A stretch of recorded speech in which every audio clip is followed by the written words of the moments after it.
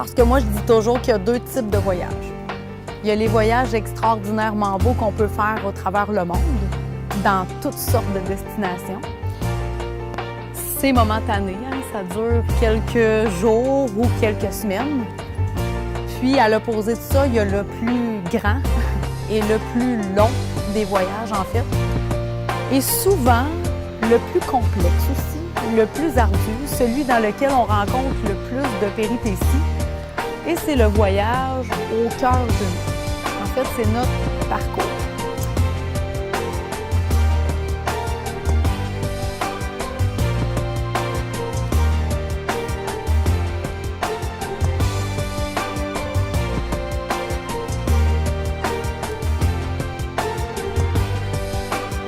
En fait, le bonheur, c'est partout. Avouez que dans toutes les sphères de votre vie, il y a du bonheur. Le bonheur est là, au rendez-vous, peu importe. Ça peut être le bonheur à votre travail, ça peut être le bonheur avec vos relations, ça peut être le bonheur dans vos relations sociales, en famille. Le bonheur, c'est partout.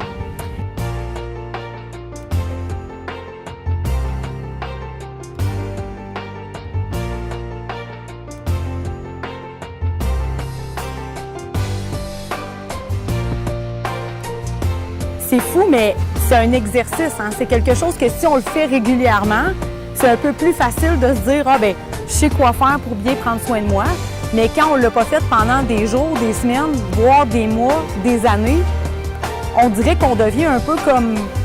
Je me souviens dessus, moi, de qu'est-ce que j'aime vraiment, qu'est-ce qui me fait plaisir, qu'est-ce qui me ferait du bien. On dirait que dans notre mémoire, en fait, on sait comme plus, un peu comme si on était pas habile ou si on était inapte à prendre soin de nous-mêmes. Puis ça, en fait, ça peut paraître anodin, mais c'est très grave. Ça fait du bien au corps, ça fait du bien à l'esprit, ça fait du bien à l'être.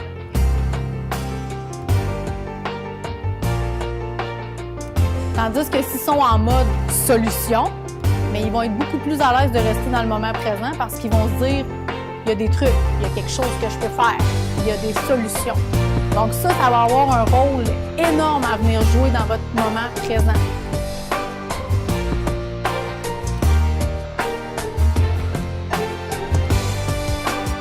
Tout le monde que j'ai rencontré ici m'ont marqué d'une façon ou d'une autre, puis j'en suis sincèrement reconnaissante.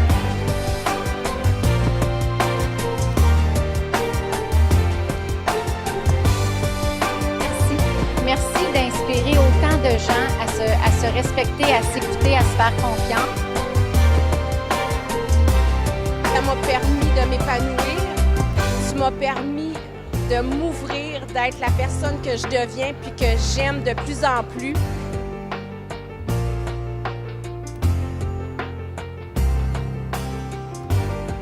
Aller de l'avant, d'apprendre des nouvelles choses, puis de voir un petit peu où on en est dans notre cheminement.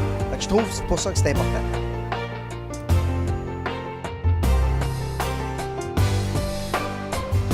Comme ça, dans un contexte où on n'a rien d'autre à faire que s'occuper de soi, il n'y a rien de plus beau dans la vie. Il n'y a rien de plus beau qu'elle peut nous offrir et qu'on peut s'offrir à nous-mêmes.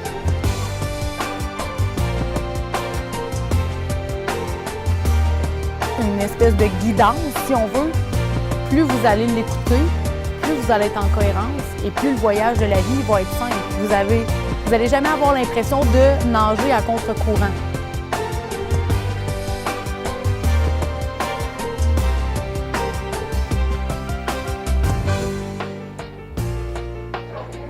Repartir d'ici, c'est une valise complète d'outils, de trucs. C'est un coffre à outils qui est plein de méthodes, plein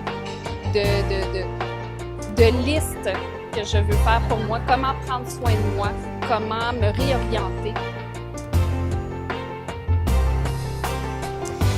Bien, je pense que minimum une fois par année, c'est important de se ressourcer puis de faire un bilan personnel, que ce soit sur ton couple, ta carrière ou juste sur toi.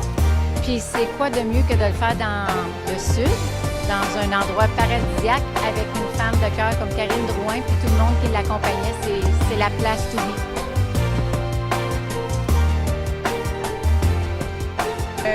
Plein de belles choses aussi, de notre façon de voyager en